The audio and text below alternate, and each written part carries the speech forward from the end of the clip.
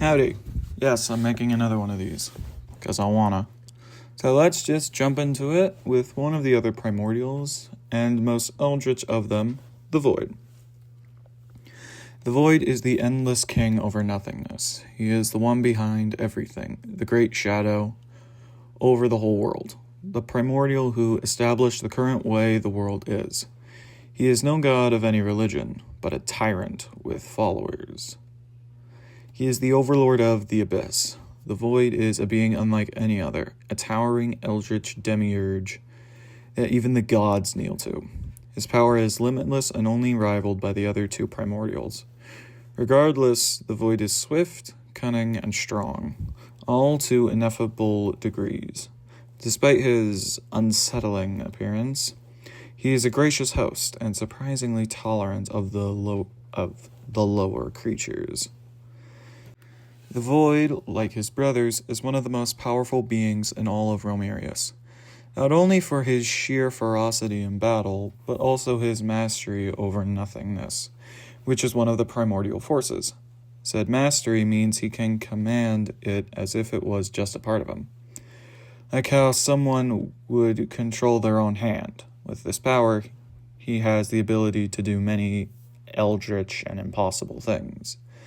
The Void is all-seeing and all-knowing, a truly unsettling being that instills dread in anyone who bears witness. Truly an embodiment of nothingness. To put it simply, the Void is an eldritch god that stays in the backstage, outside of the spotlight. I see him as almost like an admin or game master behind the curtain, or like an observer to a massive simulation. He observes Romarius, but he doesn't directly interfere with it. Very much. When he does, or rather used to, interfere, he was known to drive entire legions to silence. That is to say, he isn't a being to take lightly. Unlike the other two primordials, he sees the beings of Romarius as lesser beings, like how an ant is lesser to a dragon. He isn't malicious, though.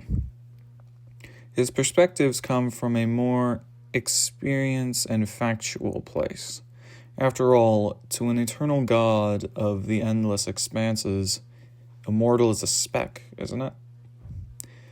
When I think about his temperament, it's typically in two ways. One is apathetic mixed with empathetic, as in, he shows forms of concern to mortals and their plights, but it's dependent on the person. If the person is innocent in his view, he is empathetic and comforting. Or if the person is evil or just a bad person, he's apathetic and sarcastic, even condescending. The other way I see his personality/temperament is justifiable arrogance, as in, he acts arrogant/prideful on the surface, but he has the power to back it up. He isn't good or bad, he's just neutral, unswayed, unaligned, etc. In fact, in my notes, I have him as true neutral for you D&D nerds. When the Void gets into a fight, he toys with his opponent, with very few exceptions, as if he's just having fun or just being stylish while in combat. If, on the rare occasion, he takes it seriously, he is devastating and ruthless, as if slightly annoyed by his opponent.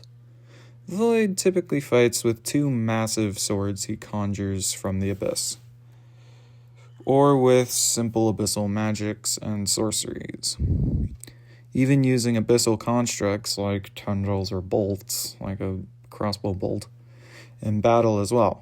Not to mention, the Void can shapeshift himself and the abyss at will. Well, as well. Sorry, read that wrong.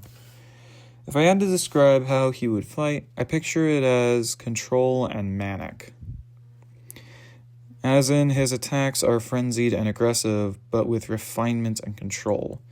To put it this way, every movement is intentional and deliberate, but it's frantic and looks frenzied.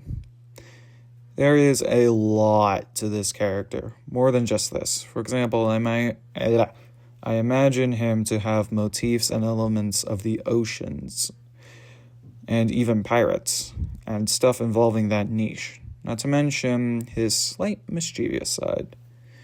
Before I end, I'll say this. In the lore of Romarius, the Void is a very deep character with a few things that expand out into the rest of the world, along with some very interesting elements for the story, and I cannot wait to get to it one day. Seriously, I cannot wait to get to it one day. Oh, it's going to be really fun to write that. Anyway, if you enjoyed this explanation of one of my characters, then please like, comment, subscribe, do all the things, and adios, everyone.